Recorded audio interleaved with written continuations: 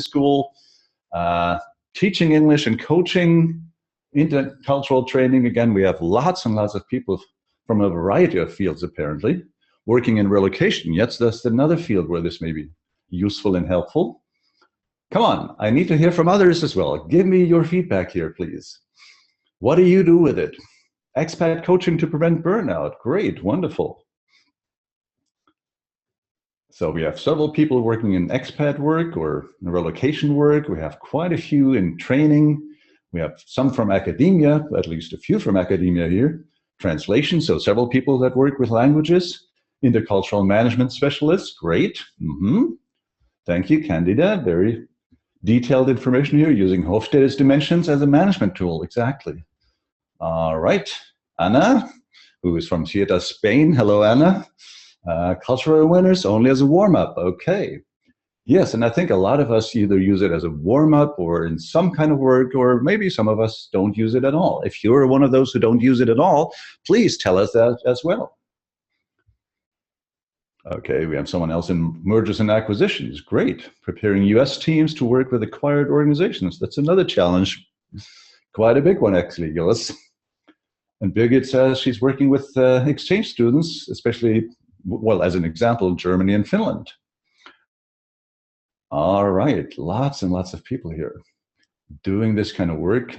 And as we see, we're really crossing the business world and academia here, and that's great. It's great to have people from both sides, and would love to hear from a lot more from all of you here. So thanks for sharing that. Let me sort of give you my background info as well. Here's where I come from, and where I come from, I don't mean that geographically, but where I come from when I look at cultural dimensions. I am a professional facilitator in this field as well. I do quite a bit of training. I run a small training company myself that's called Leadership Crossroads. And most of the work that I personally do is in global work collaboration, international negotiation, project management. I work a lot with international project managers, teaming, remote management, remote team building, all those kind of things. So typically it's not working across two cultures, it's working across many. I'm focused on the business context only. I really don't do any work outside of the business world pretty much. So I'm using dimensions as one tool in my tool set, certainly one of many. I really don't do much of that anymore, but I have in the past at least done some country specific work as well, doing business in China, doing business in India, doing business in Japan, in the United States, in Germany. Those are some countries where I have extensive firsthand experience. But as I said, most of my work now is really looking more on a cross-cultural, as in several different cultures involved level.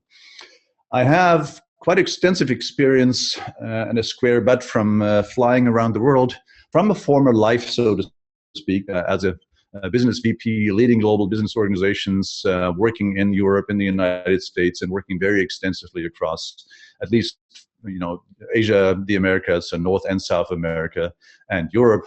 I've lived in Germany and the US and in Spain for a while as well. And so I have some experience myself. I know many of you have a very diverse background there, so I'm not unusual from that perspective. I also work partly in the academic world, so to some degree I sort of sunk my teeth into the academic literature on intercultural research. That was already when I was still working in the business world, because I really found like, hey, I need to learn more about this. This looks to be very helpful in my own work with global teams and people that I was managing in several countries. Since then, I also have been teaching at several business schools in Germany, in the United States, and in Turkey, and I'm still doing that today and having great fun there.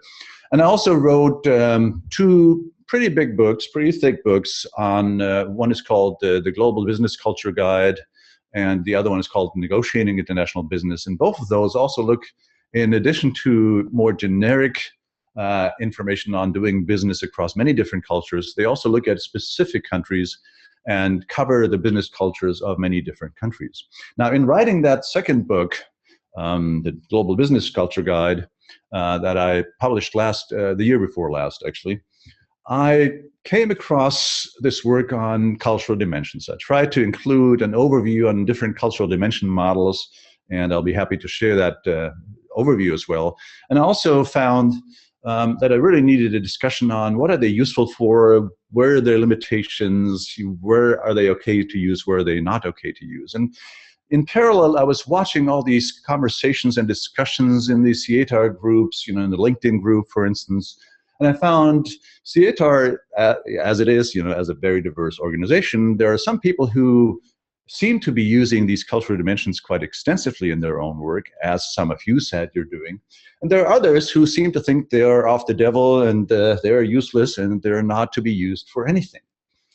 Now, I thought, this may be an opportunity to take a closer look at it and have a discussion with many SIETArians on, what is the use, where does the use stop of these dimensions, and, where do you apply them, where shouldn't you apply them? What I'm going to share today is not the answer. What I'm going to share today with you here are my answers, are my observations, my opinions, and it's really opinions you're looking at. I'm going to ask repeatedly for your own opinions, so please be open. Please share your own impressions, your own findings, your own conclusions from working with cultural dimensions. For starters, however, let's take a very brief look at these. And this is really very, very brief. So I apologize for anyone who may have been looking to learn more about these models.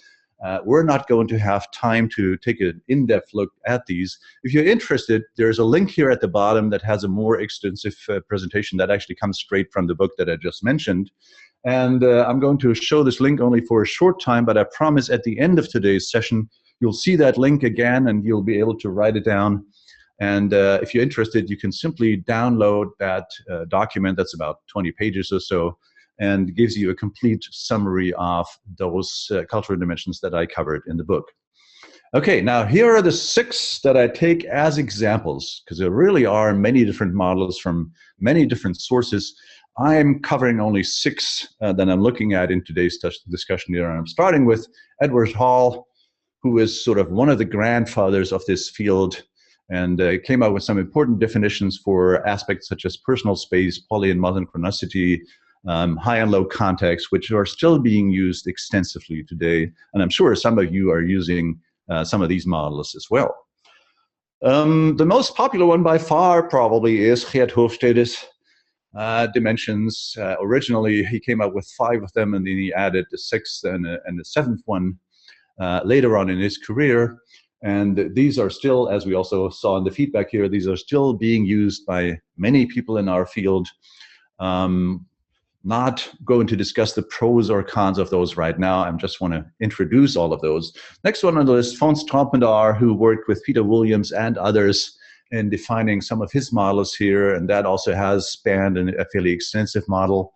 Then we have the Globe study of 62 different countries that was published in 2003 and was by far the biggest academic undertaking in this field to come up with a complete and thoroughly validated set of models. And then I'm adding 2 that come from the business world. One is Danielle Medina Walker's and Thomas Walker's and Jörg Schmitz's model that originally they published in a book they called Doing Business Internationally. And that book was published in 2003 or even earlier than that. And they have developed that model into a commercial model that they're also using in an assessment as well. And it is fairly widely used also in teaching at different business schools. And then lastly, there's something that's almost brand new, was published in the 2014 book by Erin Meyer called The Culture Map, and has not been widely adopted yet. But I actually took a look at it and I felt, well, this is pretty interesting. This takes a different and fresh approach. So I thought I should also include that in my list here today. Now, a question for you. Which of these or others, or none at all, are you using?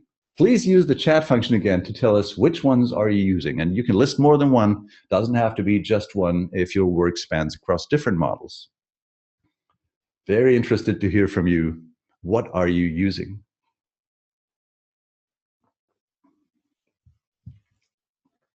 Okay, Henry, thank you. Hall and Hofstede, the Globe Study and Edward Hall, Trompenaars and Hall, all except Walker. Richard Lewis, yes, that's another one. Richard Lewis, the Richard Lewis model that he published is another one of these models in this field here. And others obviously discovered Erin Meyer as well. I had a few mentions of Erin Meyer here. Quite a few Hofstedes, not much of a surprise. Some of you are saying pretty much all of those. So we have anything from primarily one of these models to a lot of different ones. And Diane is saying, I get very concerned about dimensions. Diane, we want to hear a lot more about that later on. We'll have ample opportunity to discuss that. So thanks for pointing at that. We'll come back to that, I promise. All right, so thank you for sharing that. We get lots and lots of models, and you can tell Hofstede is still very popular, but several others are too.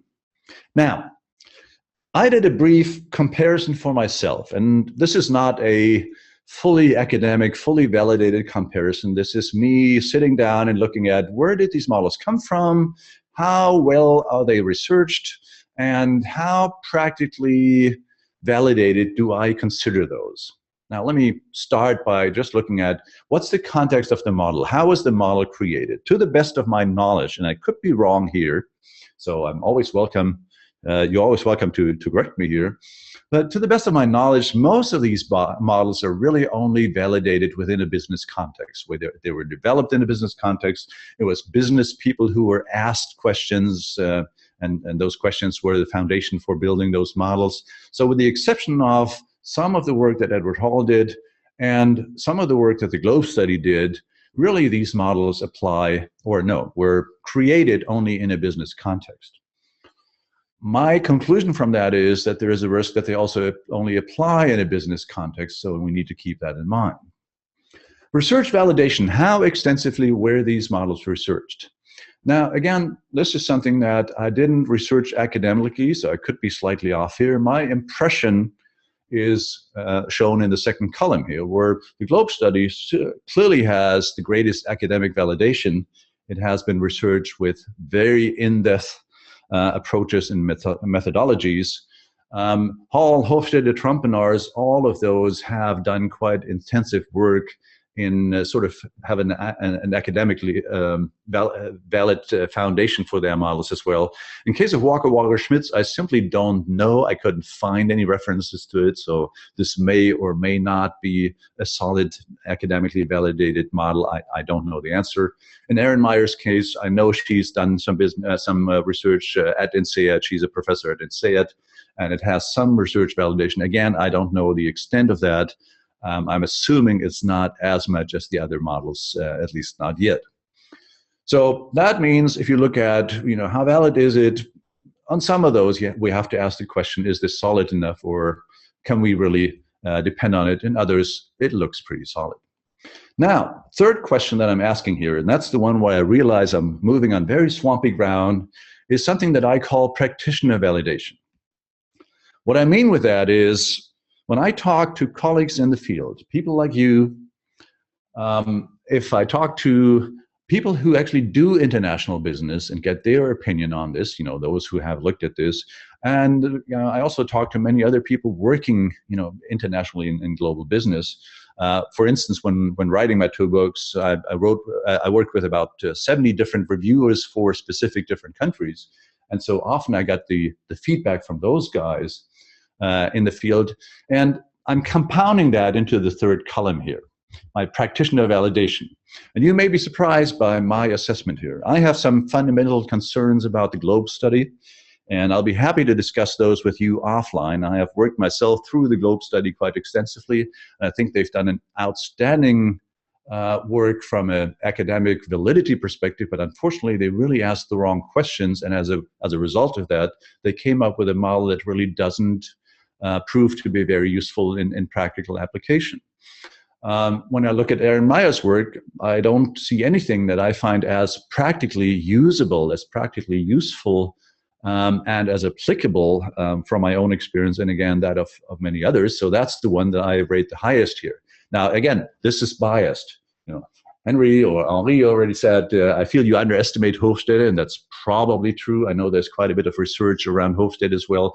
So feel free to add your comments here. Feel free to tell everyone else where you feel differently about this. Again, I'm sharing my take on this. I'm not sharing the precise answer here. I'm just trying to get some conversation going here. Now, if you take this for more or less valid, and again, perfectly welcome to disagree, perfectly welcome to argue with me. But if we assume that this kind of approach is valid, yeah, we have some models that are more validated, some that are less validated on the academic side, some of them that hold more or hold less water when you talk to practitioners. That all tells us something about these models overall, and that's what I'm really trying to explore here. So let me start with my first simple observation, which is most of these CDs were developed in a business context with little or no validity outside of the business context. So that says if you're using CDs, cultural dimensions, in training for corporate employees, you are probably on safer ground than if you use it when working with, say, immigrant groups or refugee groups or any kind of work outside of the business world, because the validation is much more unstable and you're not quite sure whether this can be used or not. And by the way, thank you. I got some encouraging feedback here on the side, on the chat function, from people saying, yes, this is helpful. These comparisons and validations are needed. Now, I hope I'm kicking off some more discussion along these lines, and I'll be happy to participate there. Again, this is not the answer. This is just my answer. But let's keep this initial observation in mind, and I assume most of you would be willing to agree with me here. It's safer to use cultural dimensions when working in a business context than it is when you're working outside of it. Well, that's a fairly trivial observation. So let's move on to my next question here that I'd like to answer, or raise at least, and that is, how similar or different are these models? Forgive me for talking and presenting for a little while here. We'll shortly have an extensive opportunity to critique and look at both the advantages and the disadvantages of both of these models. But if any thoughts come up from your side while I'm speaking here, please share those and I'll try to answer them as they come in. So let's look at how similar or different are these models. For starters, there's a lot of overlap between them. I looked at these models and I looked at, just as an example, power distance as Hofstede defines it. That has a strong correlation with Trompenaars' model that dimension that he calls achievement-oriented versus ascription-oriented. The Globe study has something that's power distance. They define it slightly differently from the Hofstede definition, and they explain quite well what the differences are and how those differences affect the inputs there. But it's largely a similar model nonetheless, a similar dimension. Walker-Schmitz, you again find model there, a dimension there it's called power. Erin Meyer maps a little differently, but certainly several of her dimensions, persuading, leading, presiding, trusting, again have a high correlation with the power distance model that comes from Hofstede. So largely we find there's a lot of overlap between these different models. By the same token, when we look at these models again, here's another example, individualism and collectivism. We find almost the same thing with Trompenaars. We find, again, slightly different definitions in the Globe study, where they call it institutional collectivism or in-group collectivism. So they actually span it into two different dimensions, where Hofstede only and Trompenaars only use one. Walker-Schmitz, again, use individualism. Meyer, again, it spans into several individual ones. So there is correlation there. The focus is slightly different between these different models and accordingly between these dimensions, but there's a lot of overlap. Not much of a surprise here. There is, however, another thought that we need to keep in mind, and that is also some of these models really address things that the others don't or only do to a fairly limited degree. When I look at Edward Hall's personal space, for instance, you really don't find a whole lot on that in any other of the other models that I'm listing here. Hofstede's masculinity, femininity, yeah, you can map it to some degree to some of the other models and dimensions, but it's not a strong correlation. Humane orientation in the Globe study, competitiveness in Walker-Schmitz, these models really span relatively unique dimensions that don't have a lot of correlation with the others. And that's another important thing as I see it here. That's another important thought to keep in mind, that these models have a lot of correlation. So in some ways we can use one and that already gives us quite a bit from another one too. But on the other hand, if you use one, you're probably missing out because others have some dimensions and have some aspects that the one you're using doesn't have.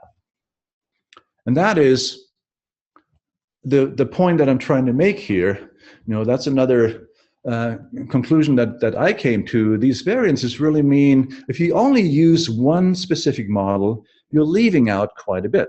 You're leaving out aspects of culture that may also matter, that may also be important, and where other of these dimensions actually could be more helpful than the one that you, or sorry, other models could be more helpful than the model that you're using.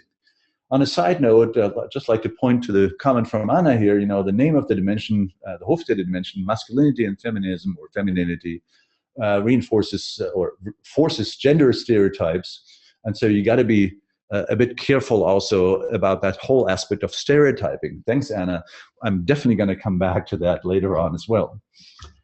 Every model, unless it's highly collaborative, reflects researcher and developer bias. Diane, that's another great observation. And so, yes, we're all saying we need to take these in the context that they come from, and they have some validity, but they also aren't the answer for culture. And I think there's probably no one in this session today who's stupid enough to think that anyway, but it's an important thought nonetheless, because the second bullet that I put on this page here, you know, picking and choosing across different models seems legitimate from that perspective. None of them come close to presenting a complete model anyway. Even if you take all of them, you still don't have a complete description of any culture.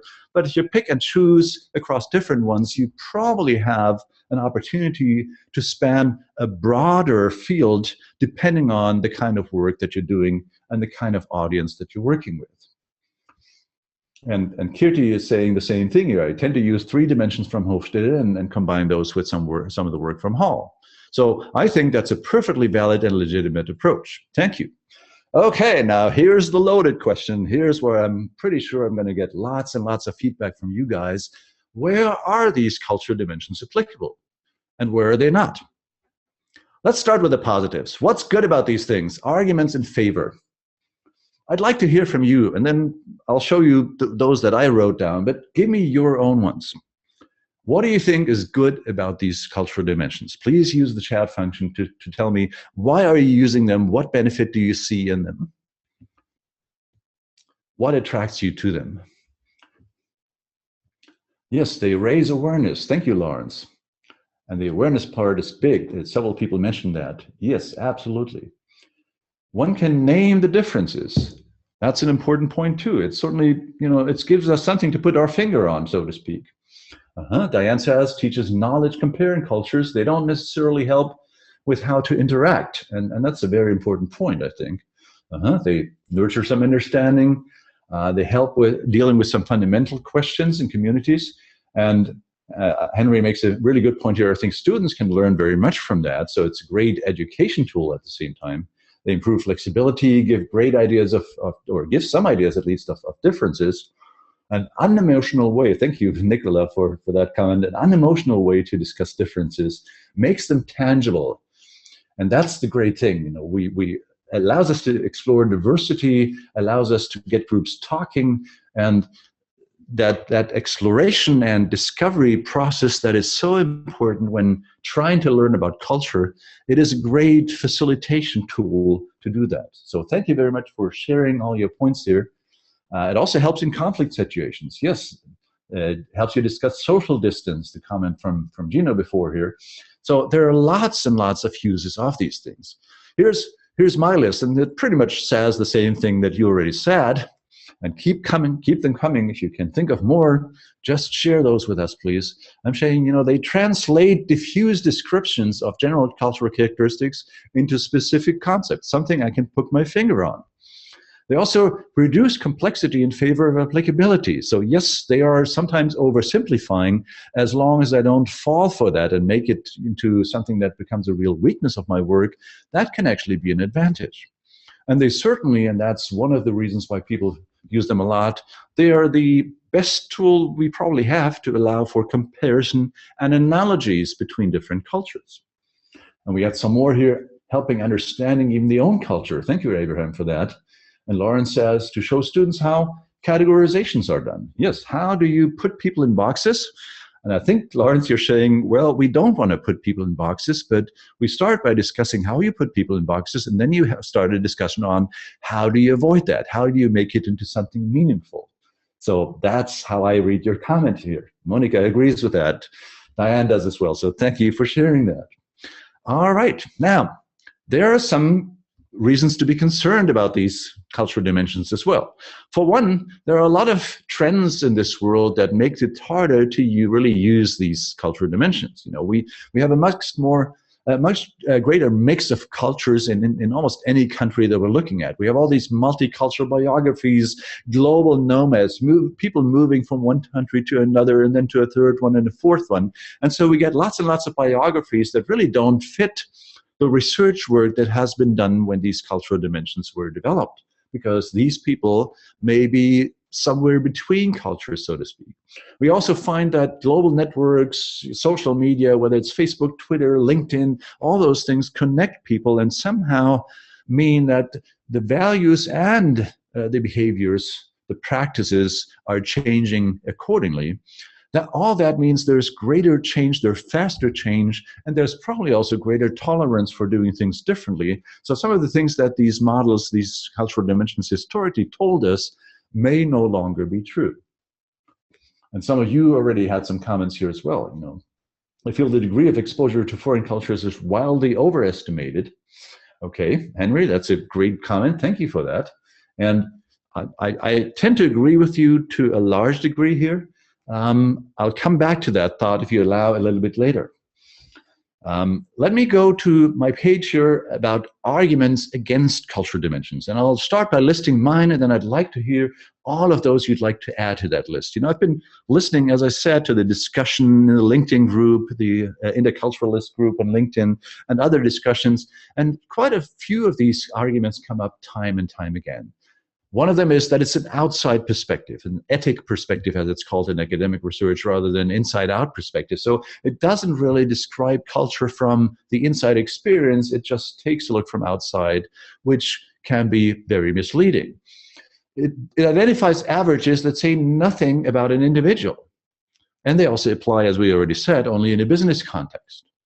They oversimplify, and thus you lose a sense of nuances. They give you, answers that are too simple, or at least that's a risk when looking at these cultural dimensions. Equate cultures with nations and ignore multicultural biographies. That's the point I was just trying to make, that some of those may not really be reflected in these models, in these cultural dimensions.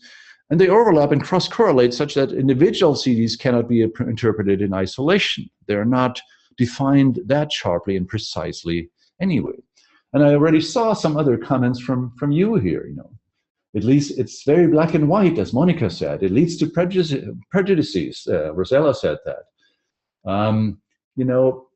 The personal experience, the personal preferences are one thing, but when you build them into a country-wide representation, that country-wide representation obviously doesn't say much about the individual person any longer. The models also don't take into account, that's what Julia is saying here, that culture has a lot of different meanings. It can be national, it can be professional, it can be organizational. These models really don't take that into account, so they're limited to a more narrow focus on, well, national culture is what most models really imply, and I think we all know in some countries there may be such a thing as a national culture. In other countries there really isn't, because there are a lot of subcultures within the country. So that's another dangerous thing about this. It enhances stereotypes. Thank you, Katarina. And Lawrence is saying they reproduce a post-colonial discourse on those who are not Western. Yes, that's a very Western biased view. I originally had this on this page as well, and then I decided I have too much text on it. But certainly from an Eastern perspective, these models don't make as much sense as they may sometimes do to us Westerners who are used to sort of a more systematic and sorting approach, if you will. And we get lots more. So thank you for sharing all of these points. I'd invite all of you to read along. I may not be able to capture and comment on all of the things that you're saying here. Really, there is the risk of ignoring context and moods. Jos, thank you for that comment. I don't see these arguments against them, but they are limitations of the dimensions. So they tell me where to be careful in my use, in my application of these models. That's a viewpoint that I agree with very much. And yes, Tammy says, it starts down the road of stereotyping. You have to be really careful here. Some people's personal preferences are very different than their general cultures. Oh yes, I think we all have that experience. I have yet to find a average Dutch or an average Greek or an average American or an average Chinese for that matter. We are all individuals, and that means that these models may tell something about a person, but definitely do not describe the person as a whole. Monica says she has to bail out. Thanks for joining. Goodbye, Monica. And we have more comments here. Don't believe all dimensions have been identified, especially with African cultures. I think that's a very, very valid comment. Tammy, thank you for that. I've often stumbled across this one as well, where I would have needed more insights that are really more than just superficial observations. And I think the dimensions really haven't done much work for us, added much value for us in that field. Wow, great discussions there, and still more of you are joining, sharing your thoughts on this. I'm really grateful for that. Thank you so much. I'll keep this going while I'm continuing to talk. So as I move forward, please share more of your views. Please share more of your thoughts whenever they come to mind. These are pretty strong concerns, right? And some of us already said, well, there's still some use to this, but let's ask the question, do these things apply across the board? Do these concerns, are these valid concerns that really tell us, no, we shouldn't be using these dimensions? My take is no. And I'll start by looking at something that I label, and again, this is not a well-researched field, so I'm exposing myself to some saying, oh, I think this is crap, and others saying, ah, that's a good point. I will make a point here that there are some fairly homogeneous and some fairly heterogeneous cultures. And I'm not trying to sort them specifically. I'm just trying to say on the left side, I find some cultures here that I consider fairly homogeneous. Germany has extensive discussion about its immigration, but still the German business culture, and that's the context that I'd like you to think about here, German business culture still is fairly homogeneous from my experience. Whereas if I look at, the United Kingdom, South Africa, United States, and others, they have very heterogeneous cultures. I really couldn't say whether American companies are typically very egalitarian or very hierarchical, because in the United States you have to say it depends. And let's not argue here, please, whether the US is the most heterogeneous one or South Africa is or whatnot. I don't care. I don't aim to set up another dimension here. I'm just trying to plant an idea, to seed an idea in your minds here. Lawrence is making a great point here. Is there something like a homogeneous culture, or are they cultures where there are strong norms? I think the latter is probably a better definition for this, Lawrence, so I agree with your point. Homogeneous sounds like everyone is the same, and that certainly would be a very foolish assumption, but those are indeed cultures where deviating from a usually implicit norm is brought out into the open more quickly, or you get some secret feedback, whichever the way of the culture, usually deviating from it is quickly pointed out as not a good thing. Those of you who have worked with Japan probably have that same experience. In Japan, being different is really difficult. And even where they are different in some areas, there are large groups that are different together. So there is no individual being different, it's only a large group that is being different.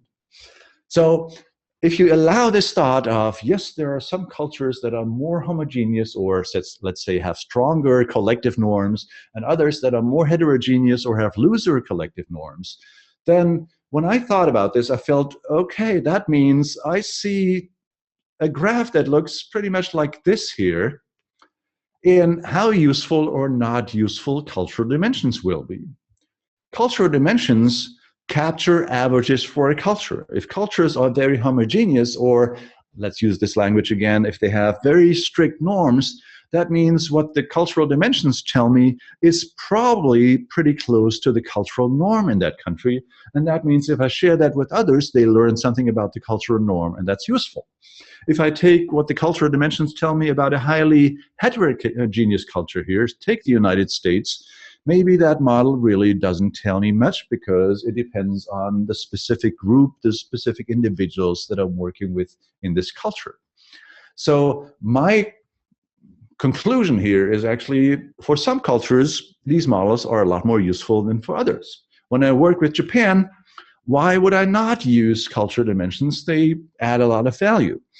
And actually, coincidentally, I had a conversation prior to today's session where I got feedback from a Japanese woman living in the Netherlands, and she does work in offering training for companies that are looking to do business in Japan. And she says, I use these dimensions quite extensively. What's wrong with that? What is my alternative? And why would it be a bad idea for me to do so? And we had an extensive discussion by email, and my conclusion was the same as hers. Makes perfect sense to me. Just do it. That is a valuable tool, as long as it's not the only tool you're using, and as long as you're making sure the people you're working with clearly understand the limitations of these models. Again, feel free to share your thoughts here. I haven't been commenting on your thoughts for a while. I'd like to read through those again, but it seems, okay, Lawrence is asking the question here, what do you mean with useful? To describe that specific teacher, or to teach or train members of these cultures? In my view, well, let me go to my next page here to answer that question, because it may get a bit more specific. My conclusion indeed in this is that CDs hold relevance, and that makes them useful in my view, in a teaching, in a training, in a conveying how to work with these countries' context. Now, that always means you have to understand that people tend to take these as a tool. You know the old line, when you have a hammer, the world looks like nails. Well, when we use cultural dimensions, we tend to assume that every individual we meet is just like that, what that dimension told me. That would be a huge mistake. But, and that's my point here, Lawrence, when I do a training on working with the Japanese, I would happily share the cultural dimensions, for instance, Hofstede's models about Japan, and discuss those and give them examples for that fill that with meaning. Sort of where do you see examples where the behavior that is predicted from the values identified in these dimensions is really be observable in actual business life. And in Japan, you can find lots and lots of examples that point to the same underlying values being true. And that gives me a great starting point to discuss these values and lead into a deeper discussion of what does that mean when we're dealing with individual people in this country. So I think it's a great starting point, both in preparing people to work with Japanese, as well as in teaching in a university context, for instance, when they're trying to understand the limitations of these models. In all of these areas, I'd say that's pretty useful. Several others of you have shared some of your experience already here, so thank you very much for that. And Anna's asking the question, anyone knows good research on heterogeneity and homogeneity? Unfortunately, I don't. This may need clearer definition, as someone said earlier, but I would definitely be happy to see some more research in that field. I think that would be very useful. Now, let me move on here. Even with countries, and that's my second observation, even in countries that are fairly heterogeneous, that don't have strict norms across the board, CDs can hold some validity. And I'll take the United States as an example here. In my experience, and I've lived in the United States for 15 years, I have a US passport in addition to a German one. Cultural dimensions such as power distance or masculinity, femininity mean absolutely nothing when you deal with Americans. They are really difficult to apply. I find it very hard to put those to good use when I'm discussing American culture. Yet when I discuss individualism and time orientation, I'd almost have to say, right on. These are really useful when you're trying to help people. For instance, when I deal with, and I've done that several times, deal with Chinese people, for instance, on working more effectively with Americans, these are very useful, and explaining the values, explaining what behaviors those drive can really be a great way of helping people discover and learn something about the culture. So again, there are some limitations, strong limitations in this case, but even for very heterogeneous cultures, as long as you take them with a big grain of salt and pay close attention to where do they apply, where don't they, I think these cultural dimensions can still be quite useful. Now, with that really says they tell us nothing, and that's very, very important to keep in mind. They tell us absolutely nothing about the values and behaviors of any individual. If you ever apply them in that way, if you ever come across like, your students or the people that you're working with could be led to believe that these are really answers about people, then you are doing the worst job you could, because you're promoting stereotyping. Be very, very careful not to do that. But these dimensions do tell us at least something about the backdrop of that individual, the framework that that person is used to, the way in which people work together in their in that individual's culture, or at least are expected to work together, which really is my way of interpreting what the norms of these cultures mean. And that makes them somewhat useful. So that brings me to my conclusions for today, and we'll have plenty more time for discussion, but let me wrap up with starting with my conclusions and then my take on where I would or would not use these models. And then again, I'd like to hear from you, and please disagree with me wherever you can. Here are my conclusions. Number one, they're not complete or comprehensive representations, but they are nevertheless useful. So you use them in certain areas. You can do a pick and choose about this, and that's my second point. In a business context, they're really useful, and it's okay to mix and match those across different models, as long as you're capably and as you know these models well, and you really have given enough thought on where are they applicable, where are they not applicable, where can I use the model because it holds validity, and where should I not use it because it doesn't. I think it's perfectly okay to do any of these things here. Now, my next one is for country-specific work. I think you need to keep a keen eye on the homogeneity of the country's culture. Using cultural dimensions for South Africa, well, not well researched anyway. Hofstede has some generic Africa models, but if you use those when doing work in South Africa, I think you're on very, very thin ice. When you're working with Singapore, with the United States, with the United Kingdom and some other cultures like that, I think you are on very thin ice if cultural dimensions are your primary tool, because these cultures are so diverse that the dimensions really don't apply to anything but a subset of those cultures, and that makes it very difficult. Unless you have a specific focus there, say you're talking Singapore and you're trying to tell people how to work with Chinese in Singapore, that may have some validity. You can look at some research there, but if you're looking at the country culture as a whole and use these models, that becomes pretty dangerous. My next point here, and final point on this one, is the one that I just made. Beware of stereotyping. They hint at a culture's common rule set, but they give absolutely no information about any individual. So don't ever go there. You would really be, in my view, violating the professional conduct we all should hold ourselves to, and do the people that you work with a disservice. Okay, now having said all that, here's my final graph, and I hope you find this useful, and I hope you will disagree with me on some of these. Here's where I think cultural dimensions are more or less useful. And I start with my first group here. That's the one where I think they are the least useful. And that's either in corporate diversity training, in refugee acculturation, or in most NGO work outside of the business world. Now, in NGO, it really depends very much on the nature of the work. That's why you're seeing a wide range here. It can range, in my view, from completely useless to fairly useful. Yeah, makes sense to work with that. In corporate diversity training, I think using them is, at least in the kind of definition that is being used in the United States on corporate diversity, which is really mostly diversity within the country, I think using cultural dimensions is pretty dangerous, because all of the people that you're working with typically live in the same country, and that they have sort of adjusted themselves to the local culture, and to some degree at least. So that means some of the information you tell about the cultural norms of the countries they come from may still be valid for them, but some of those may be far from who they are today, and may even get them upset, and the others misled about how to work with these people. So I think the models have a big potential of introducing confusion more than adding help here.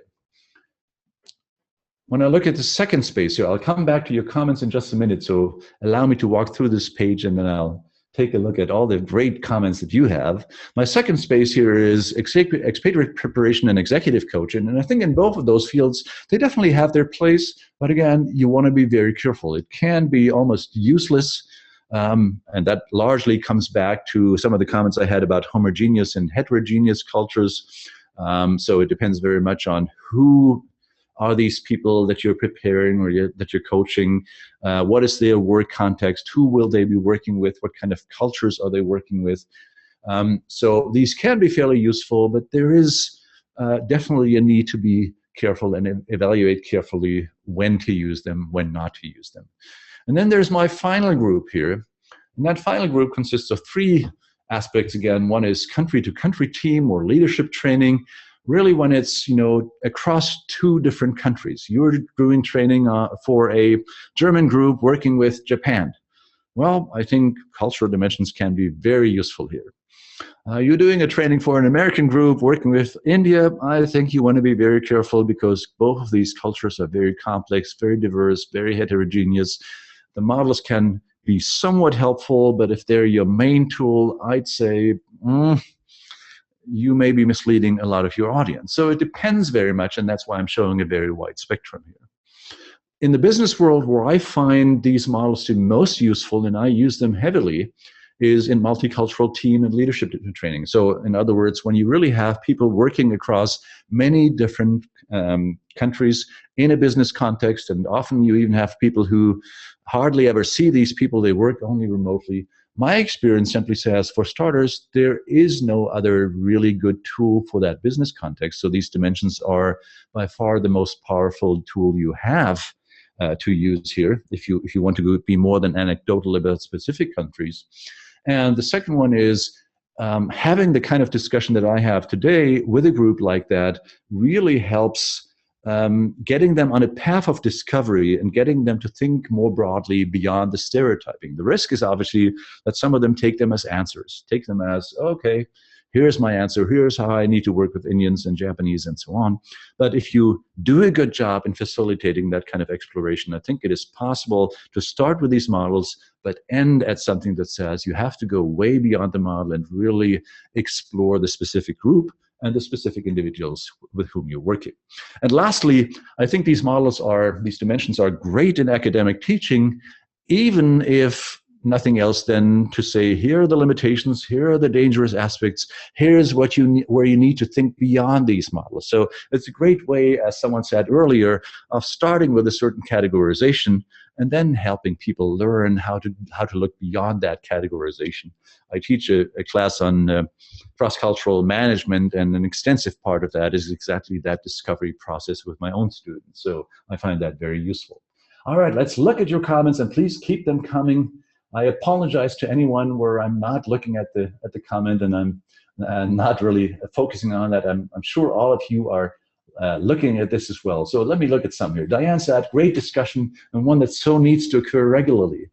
To me, our field has been hijacked by dimension models. And I agree with that, Diane. I think there is a risk of dimensions coming across to be the answer, and they are not. They're a great tool, they're a useful tool, but that's all it is. It's a tool.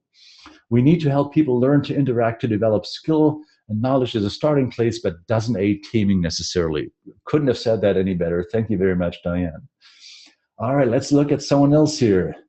Tammy said, I agree it's more useful for multicultural team training, especially when individual preferences are identified for each team member. Yes, if you combine this with a cultural assessment, and I also often combine those with a personal self-assessment to get people thinking about, well, where am I in this field here? Where am I myself? What are my values? What are my preferences? Because that really helps to get them thinking about it and opening up to the exploration of what does all this mean. It's a place, as Tammy said here, to start discussions. Cutie says, I agree with why you need to present or explain them differently.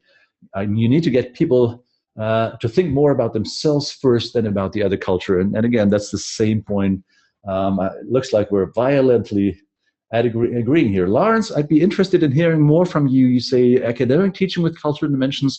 I'm not so sure. And I'd like to hear from you. My point was, if nothing else, they are a great example for how not to do it. And I think that's a great starting point when you do academic teaching, to confront students with, okay, look at these models. Now tell me what's wrong with them. And as the students think about what's wrong with them, that helps them discover, why do you need to look at a greater complexity than some of these models could answer? That's my take on it. All right. Diane commented on that one as well, by the way. You know, I rarely use dimensions other than a brief overview of differences. And several others say, you know, I see CDs, Katerina says, for instance, I see CDs misused in lectures, teaching students already a wrong understanding of the models. I couldn't agree more with you on that. So I hope you heard me say the same thing. I use them to, if you will, provoke students to think beyond them and to tell me what's wrong with them. And if students are starting to do that, if students are starting to explore what's wrong with the models, at that point, they are usually opening up to exploring culture in a much deeper and more meaningful way.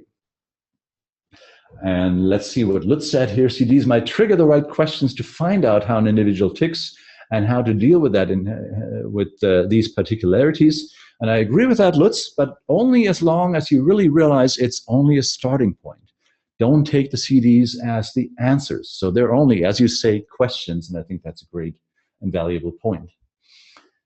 All right, Pamela said, I have used Trompenaars IAP for expat preparation and compared the individuals to their own culture and their new host culture. And it's intriguing to see these differences. Yes, that's my experience as well, especially when you find that the profile is closer to the host culture. Yeah, people's preferences, or at least their practices, do change. Maybe our deep underlying values don't change that much. At least that was my learning in 15 years of living in the United States. I still was a German in many ways.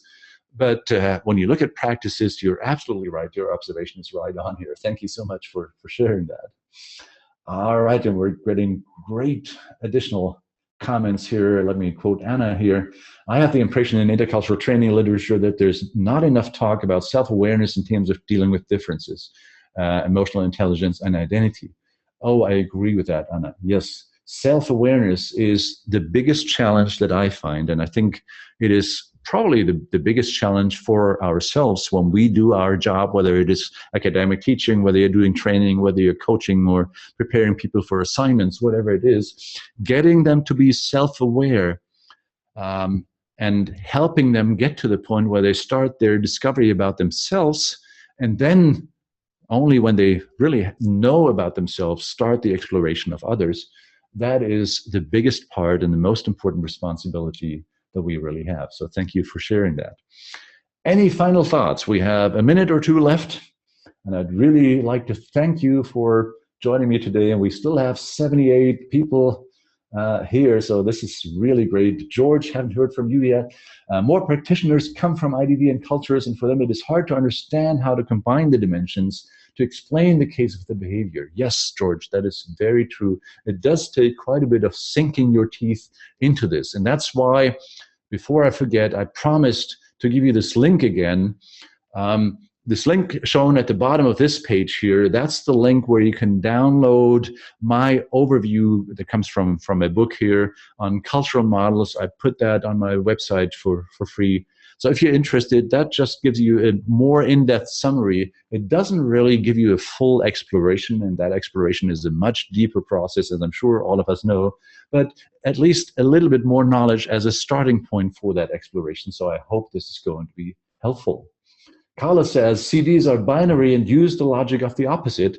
If you take them as binary models, then I completely agree.